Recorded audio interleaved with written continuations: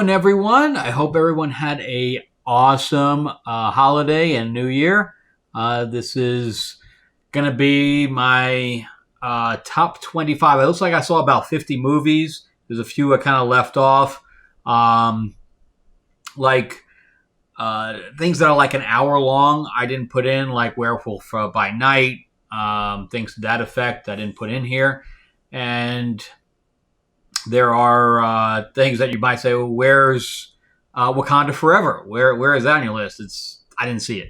I don't plan on seeing it. And if you saw my my video about why I wasn't going to see it, then you already know the reason why. If not, then go ahead and look at my my different videos, and you can check out why Wakanda Forever is not on this list. So I broke the list up. I saw 50. I'm going to do my 50 top, and I'm going to do the 50 bottom. So I'm going to do two different videos there. So let's start with the good, okay? So we're going to do 25 to 1. If you know me, you probably already know what the top three movies are. So let's get started. And let's start with 25. And 25 is, now these things, so these are the ones I like, don't love. And let me tell you how I'm basing this. So I'm basing this on, did I have fun at the theater? Okay. It's not, about it being an award-winning performance. It's not like being an award-winning script. It's, did I have fun? Did I get immersed? Did I not get bored at the theater? Okay, and yes, there are performances and directing that's in there, but this is more about the fun of being at the theater. Okay, so let's get started, and there are some of these that are obviously home screening films, so obviously not in the theater, but obviously there are some of them where I'm sitting on the couch.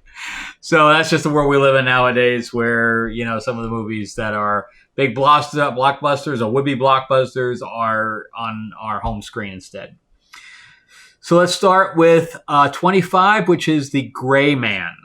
So this is the Ryan Gosling and De Armas, Chris Evans movie about this. It's basically an espionage assassin film with Jessica Henwick, who I've been a fan of ever since I saw her in Power Fist or Iron Fist, and then in Underwater. She keeps popping up. She was also in The Matrix. She just keeps popping up everywhere, and she's a really good actress. She was just in Glass Onion as well, although a very, very minor role. I'm surprised. I know why she took the role, but it was just a minor role. And of course, Billy Bob Thornton, always is always great. So this is just a big action movie. There's nothing really intense as far as is it an award-winning film? No, it's just a quick 80s type action movie, and I liked it. Nothing great, just good. The next one is a completely different genre. Where the Crawdads Sing. This is based on a book, and a book that I did not read, and it's a kind of a mystery. It's kind of like To Kill a Mockingbird. It's like somebody said, hey, I want to make my own To Kill a Mockingbird. Of course, it has, that level is not there. But it's about a woman that grows up basically by herself because everybody abandons her. Grows up in the swamps, and suddenly there's a murder, and she's blamed for it. And it's really about them going back. It's going back and forth between the courtroom and her life. So that's how the thing goes back and forth. It has Daisy Edgar Jones, who I've never seen in anything. David Stratham and Garrett Dillahunt, who are in everything. They're always the minor characters, though. So it was great to see them. The movie was good. I kind of expected a little bit more, but it was good. Next, which is on a lot of people's way higher up on the scale, is The Menu with Anya Taylor-Joy, which I am a big fan of her. I think she's extremely talented, and I'd like to see everything that she's in. And I was kind of disappointed with this one. I know everybody thought it was great, and the dark comedy thing just really didn't work for me. I was going there to see more of a Dangerous Game kind of thing where they were hunting humans and stuff like that. That's what I thought it was. But it wasn't that at all. And I really didn't buy into the fact that all of these workers, were readily sacrificing themselves. I don't know, just Nicholas Holt's in it, and he's always really good. I loved him in The Great, and he's got Renfield coming out, and he was also in the zombie thing, Warm Bodies or whatever. He's always really good. But Ralph Fiennes, there was a lot of really good just performances here. I just didn't buy into the concept. So, yeah, that was the problem for me. Next, which is on nobody's list, and it probably shouldn't even be on mine, but I enjoyed this film. I don't know really why I enjoyed this film. I enjoyed the cast, but it was, I guess, really more of a kid's movie, a fantasy movie. The King's Daughter. It was I think a low-budget film, an independent film, so it didn't get wide release. I did see it in the theater, though. I didn't see it at home. And it's Pierce Brosnan. I like to see everything Pierce Brosnan does, but I think he's really good. In fact, on this list, you're going to see names come up multiple times, and Pierce Brosnan's one of them. And K.S. Scalda, I always do this wrong. It's an Italian name, too. I should know this. Scoldelario. She was in the Maze Runner series. She was in, and the Pirates of the Caribbean. She's always really great. I think she's also very, very talented. So with that cast, how could I not go? And that was William Hurt. I think that was his last film that he did, too, before he died. Fan Bingbing played the mermaid. It was a mermaid movie. And Julie Andrews, who pops up in my list multiple times. Anyway, I really enjoyed this movie. Again, not great. It kind of dragged at places. But I thought it was a fun movie. And it was, fantasy, and it didn't take itself too seriously. And, I liked it. If you haven't seen it, you probably hate it. but I liked it. Next is The Woman King. And I know this was boycotted by a lot of people. It was supposed to be, a big female empowerment film. And I don't think by the time they were done, I don't think it came out that way because some history came up of stuff I've learned too about slavery. And, they always blame the white people for slavery and colonization and stuff like that. But here we just found out that the blacks were actually the first slavers. They enslaved their own villages for their own use. And that's what this movie was actually about, was about them giving up the slave trade. But it all originated in Africa. So this was about an African tribe that had female warriors. I'm sure you saw some of the trailers. Viola Davis, Lashana Lynch, who I'm not a big fan of her. She was in Captain Marvel. John Boyega, I thought, did a really good job. And the one who played the daughter, which I will never say her name correctly, Thuso Mbedeyu, she did a really good job. The cast did a really good job overall. And I enjoyed the film, and I thought there was a lot of heart to it. And I love history, and it didn't really shy away from the fact that they were slavers, and but the internet blew up on it, and the black community said, "No, we're not supporting this." But anyway, so I did still see the movie, and I thought it was pretty good. Number 20, Rise of Gru, and guess who's on this list? Julie Andrews. Steve Carell comes back and plays Gru. Taraji P. Henson's plays one of the boys, Michelle Yeoh, and Russell Brand, who is also on this list multiple times as well. I really liked this film. I didn't know if I was going to like it, but I thought it was different enough from the regular Minions and Gru stories. And I thought that they took each piece and melded them together pretty nicely, and there was a lot of heart to that also. So I liked Rise of Gru. I thought it was pretty good. Next up, number 19, Lost City. So here's a thing that also is not going to be on anybody's list. But it didn't take itself seriously. I thought that Sandra Bullock looked pretty hot in this movie. And I thought, I don't know, the chemistry between her and Channing Tatum, not completely there. I think that was part of the problem. Daniel Radcliffe playing the midget villain, because compared to the other guys, he was pretty small. Brad Pitt stole every scene he was in. He did a great job, even though he was in this movie a very small amount of time. Of course, I think that they changed. They made a barter, him and Sandra Bullock, because Sandra Bullock ended up showing up, and so did Channing Tatum, in Bullet Train. So I said, look, I'll be in your movie if you be in my movie. I think that's how they did it. But I thought I had fun with this film. The ending was a complete letdown. So I was very disappointed with the ending. But it didn't really capture the Romancing the Stone. But I haven't seen a Romancing the Stone type movie in a long time, so that's why I think it's higher on my list than it should be. Next up, number 18, Unbearable Weight of Massive Talent. The Nicolas Cage movie, basically, where he plays himself, and Pedro Pascal, Tiffany Haddish, and Demi Moore. So this was a lot of fun. This movie was a lot of fun. I thought Pedro Pascal knocked out of the park in this one, and the chemistry between them was really good. And of course, we have Nicolas Cage, trying to get back in good graces with his family, etc. So there was a lot of good stuff to this, and I thought that the comedy really worked in it. So there's number 19 or number 18. Next up, 17. And I know that this is a hit and miss also for a lot of people. But again, I had fun, and that's why it's on this list. Violent Night. I'm a big David Harbour fan, although, I did actually see the Hellboy that he did, but it just wasn't as good as the others.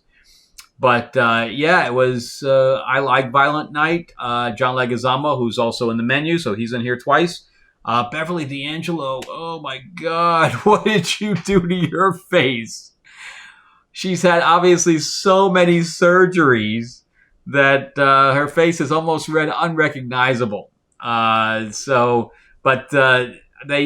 movie took, and it was very smart to make it like a home invasion type film, so you could keep everything very minimal. And they dumped some money into the special effects, but for the most part, it takes place in and around the house. So, which kept the price down overall of the film. And it's doing pretty well, considering that the price tag was pretty small as well. This has kind of had the same problem for me that Godzilla had. I did not like the father in that, and I did not like the father in this one. Alec Hassel, I thought he was completely misplaced in this. The little girl was good. Everybody else I thought was good. He just annoyed the hell out of me, though. I really, really hope they were going to kill him. But anyway, but they took the death scenes and melded it with not only the Santa Claus mythology, but also made him a Viking. Left field, but I thought it was, I liked it. I like Violent Night, so I thought it was fun. Next up, a movie that I was not going to go see because it's not normally my cup of tea. I don't have any problem with romance films, but this was not really a film I was wanting to go see. Ticket to Paradise with Julia Roberts and George Clooney and Billie Lourd. If you didn't know who Billie Lourd is, that's Carrie Fisher's daughter from Scream Queens and things to that effect. So it's about a couple which I think they overdid that over the top, which is a little bit too much, but a previously married couple that then hate each other, and their daughter's getting married. They had their entire daughter's life planned out because they were both very focused on their careers, and they wanted their daughter to be that as well. And then she felt like she was giving it up for a man. And to live on a small island, and they do everything they can. They join forces to do everything they can to break it up.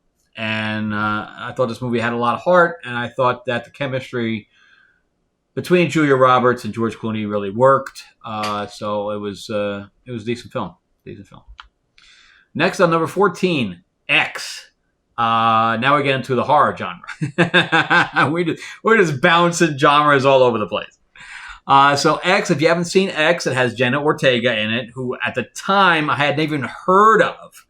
But of course, she's one from Wednesday and Scream and things to that effect. And she's very good in this. The cast is really good. And I'm also a big fan of Brittany Snow. And she was in this, and she was naked in this, so of course I had to go see it. And Martin Henderson was also in it. He's from The Ring. And it's a horror movie about people that want to make homegrown porno. And they rent this cabin from an old couple, and things go really badly. But this was a good horror movie. I had a lot of fun with this one. It was different, and I really felt for the people that were getting slashed. So yeah, it had its gross moments too. So it's like that. All right, and we're going to go on to 13, which is also in the same genre. We're going to horror again. I like horror, and as long as it's good horror, not just bad horror. And that's Smile. I like Smile a lot. I thought, again, it was a contained type thing because here's a very, very simple plot line about, if you see the smile, you're going to die. It's just kind of like The Ring.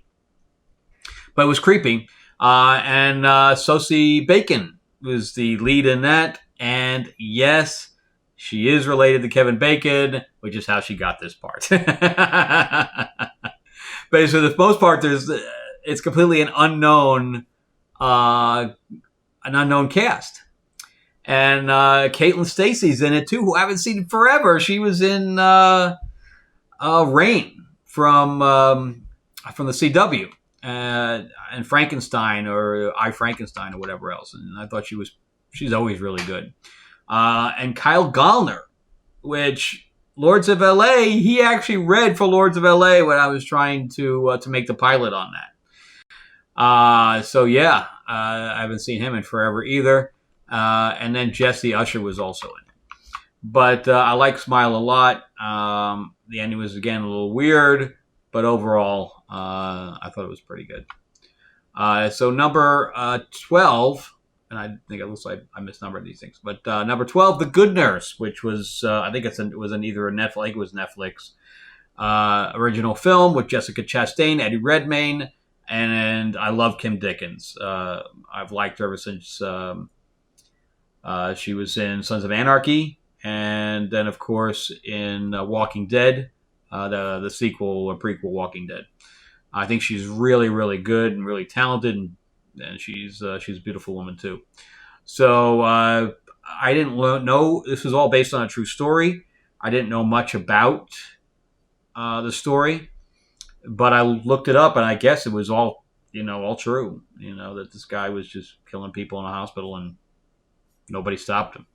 It was pretty interesting. So decent film, kind of eerie. Next up, number 11 is Monstrous.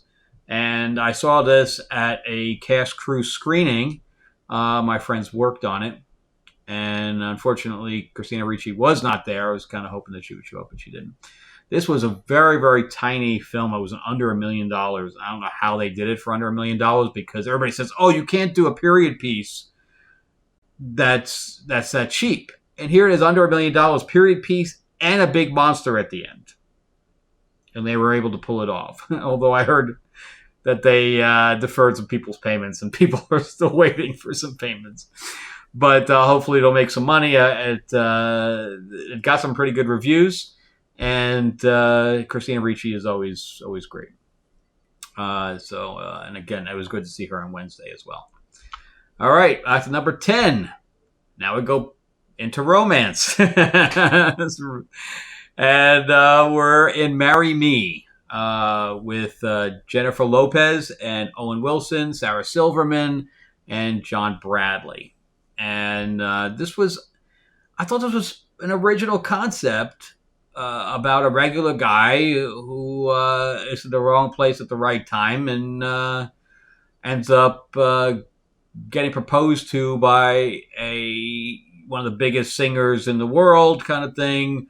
So it's about him being a fish out of water, and everybody telling her, "What are you doing?" And is she still in love with the guy that cheated on her, and all this other stuff. So it's a decent film. I had fun with that.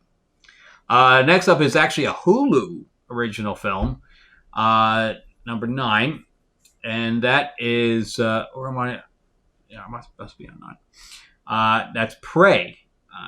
Yeah, we really haven't seen a decent Predator film for quite a while, especially the last one. Oh my God, that was just really bad.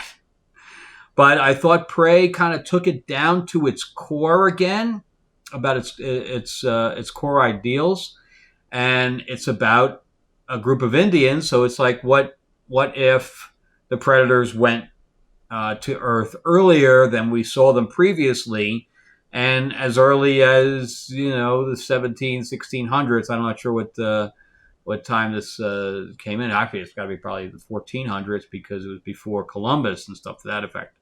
So yeah, so what happens when we have these very medieval type weapons, and how does somebody, especially a little girl, not young, but she was young, not little, so a young girl or a young woman, fight against this thing, and it takes out, pretty much her whole tribe. So it was pretty interesting. And she obviously is Native American because her last name is Midthunder, Amber Midthunder, and she's originally from Roswell. But I thought it was pretty good. I think, and the general consensus was that it was pretty good. So it's up there for me. I thought the action was decent, and I thought the idea was pretty good. So number 8, Elvis. This is Austin Butler, who just has a really bad time finding projects that last. He was in the Carrie Diaries. He was in that fantasy book series that also, everything died. Everything that he was in died a very quick death. And it was, I know that in his head, he was like, if I don't get this, I got this pick for this Elvis show, and if it doesn't do well, my career's probably over. So he probably went full force on this, and his performance was great. His performance was great, and so was Tom Hanks. But anyway, so that's Elvis. And now we're into some other stuff I really thought was pretty good, and that's Death on the Nile. It was good to see Gal Gadot outside of the Wonder Woman role. Of course, I don't think she's going to be Wonder Woman again, so there's that. Kenneth Branagh always knocks it out of the park. I'm always a big fan of his, no matter what role he does or what he's directing. I think he's a really talented guy. In fact, I just watched Dead again. Him and Emma Thompson were really good in that movie as well. Anyway, Kenneth Branagh, I really liked. I really liked the first movie here, The Orient Express. I didn't like that one, the one with Johnny Depp. I thought this one was far, far better. Far, far better. Annette Bening was in it. It was good to see her again. Of course, she was also in Captain Marvel. Letitia Wright, the one from Wakanda Forever. It's not that I didn't like her acting. I did not like her character in here at all. So she was kind of annoying to me. Also, Armie Hammer. If you know anything about me, I hate Armie Hammer. I don't like his performances. I don't like anything about him. Maybe because he played Lone Ranger so poorly. But every time he's on screen, my butt just clenches. He just rubs me the wrong way. I just do not like him. So good thing that he's playing kind of a villain here. And yeah. Do not like him. Also, Emma Mackey, going from one direction to the other, I really think she's great. She's from Sex Education on the Netflix show, and she does a great performance here. I thought this was a really good movie. Um, then the next one, I think I'm on 6. It's going to be really funny when I get to the end. I'm like, 1 and 1. That's what happens here. So the next one is like the last movie. And the great was that what's this movie? It was actually in England. And it came out there a week before it came out here. And on top of that, I had just gone to see the Downton Abbey house. And I took an excursion out there and stuff to that effect. So it all just kind of tied in really well. So maybe that's why I like this movie more than I probably should. But Michelle Dockery's always great. Maggie Smith is always a pleasure. Hugh Bonneville, in fact, I don't have one of his movies on this list. But I did see that this year. He did like a horror movie that also was very good. Elizabeth Montgomery. It's just the cast is just great. But the two characters that I like more than any of the others is actually Anna and John Bates. So Joanne Froggatt and Brendan Coyle is such a great couple. They have some great chemistry, and the whole cast does to a certain extent. So anyway, fun film. And so next we're going up to the top ones here. So number 5, we have Black Adam. I think my numbers are going to be off.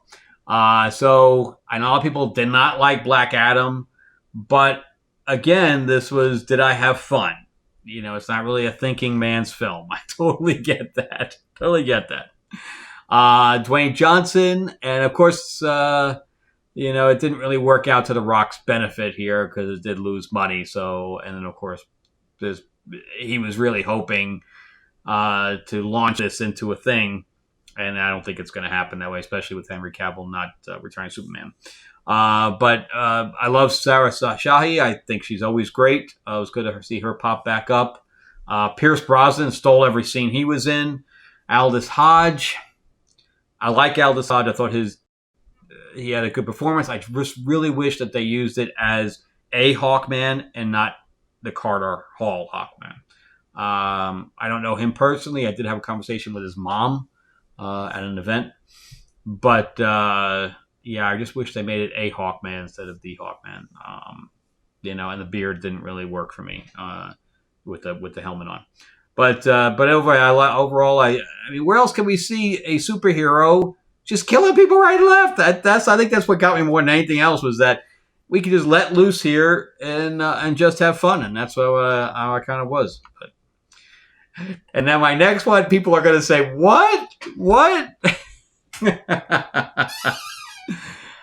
next one up. I think this is maybe my numbers are back right. So this is number 5. Jurassic. Maybe I just transposed a couple of things up there. Number 5, Jurassic Park Dominion. I know everybody hated this movie. It's so high up for me. I like this movie a lot, and I know it's like, oh, they set something up and then they totally changed it, and it's about locusts and stuff like that. I get it, but I thought there was a lot of good moments here, and I really like seeing all the cast together, which we didn't get to see in Star Wars. So we had Chris Pratt and Dallas Howard doing their thing. And then we had Laura Dern and Jeff Goldblum and Sam Neill doing their thing. And then they get together. And I thought that the addition of DeWanda Wise as the pilot was really good. The little girl did a good job. I thought there was a lot of good action in here. Way over the top. And every time I said, oh, this is kind of a setup, what's going on, that then they'd explain it. Oh, how, I said, oh, they don't have any cameras looking at it. And then all of a sudden they said, oh, there's something on the camera here. So I liked the film, and a lot of people did not like it, but I thought I had a lot of fun with this film, and that's why it's high up there. So number 4. Now I guess we're on correct number. Puss in Boots: The Last Wish. Yay! I wasn't actually going to go see this film, but I'm like, you know what? I'm in the mood for something, childish. But I know a lot of adults that went to see this and really liked it. especially when Disney is putting out such crap. To see a good cartoon without anything put into it. And Antonio Banderas and Selma Hayek they've been friends for, decades and decades. But for them to have that kind of chemistry, it was fun. It was so much fun to see them. And, we had the Dark Wolf who was death running around. And we have this huge arc going on for all of these different characters. Florence Pugh, I didn't even know it was her playing Goldilocks. I'm a big fan of hers as well. Anyway, if you haven't seen it, it's a really good film, and I think you'll enjoy it. I haven't seen anybody not enjoy it. And the thing is, I don't think it's making enough money, which is actually kind of sad, but I think people are worried about taking their kids to see anything nowadays. Now, the next one, number 3, is going to shock a lot of people because I think everybody knows me, probably knows what the top 3 are. But the order, okay? So the one I have now is probably everybody's number. It's been everybody's number 1, and it's my number 3. So my number 3 is Top Gun Maverick. I know everybody's got that number 1. It was a good film. I'm not going to say it wasn't. And Tom Cruise did a great job as always. The ending was the Death Star. So, I don't know. I mean, it was completely stolen from Star Wars. Completely. We have the trench. We have to hit the little thing. Blah, blah, blah. I'm like, did anybody not notice this was Star Wars? Miles Teller was really good. It was great to see Jennifer Connelly. I liked it, but I wasn't over the moon like everybody else was about it. I did like it, and the whole nostalgia, like the whole beginning where they had the music come back. It was a good film. It was no doubt it was a good film, but it's not my number 1. The next one is also going to piss everybody off. So not number 2, okay, is everybody else's like number 25. But I've seen this movie multiple times, and I enjoy it every time I see it. And that is Doctor Strange and the Multiverse of Madness. Maybe it's because I'm such a big Scarlet Witch fan, and I thought Elizabeth Olsen did such a great job. Cumberbatch always does amazing in that role. He does amazing no matter what he does. And I hear he's in a little bit of trouble, too. I guess he's got some of the things. So I guess he owns a house somewhere that they're claiming that his ancient ancestors had slaves or whatever. So he's got problems going on. And Krasinski came in. I really kind of, as Mr. Fantastic, and they had the whole Illuminati, and I know people didn't like that. But I liked it. I don't know. I liked a lot about it. I really wish he would stay as Mr. Fantastic, and if they're going to race swap the Fantastic Four, I'm really going to be upset. But anyway, so I liked that movie a lot. I know a lot of people didn't, but I thought there was a lot of good arcs going on, and again, the action it's so much fun. The whole movie is so much fun, and I know we have a girl that can just do anything, America Chavez. And she was a Mary Sue, and blah, blah, and, she's just really a plot device. I heard all the stuff, and I don't disagree with any of it, but I had fun with it, and that's what brings it that high up, and I continue. I think I watched it like 10 times now, so I like the film. So it's my number 2. All right, so what is number 1? What is it? Everybody's like, yeah, we already know. Anyway, it's The Batman. I thought the film did a good job.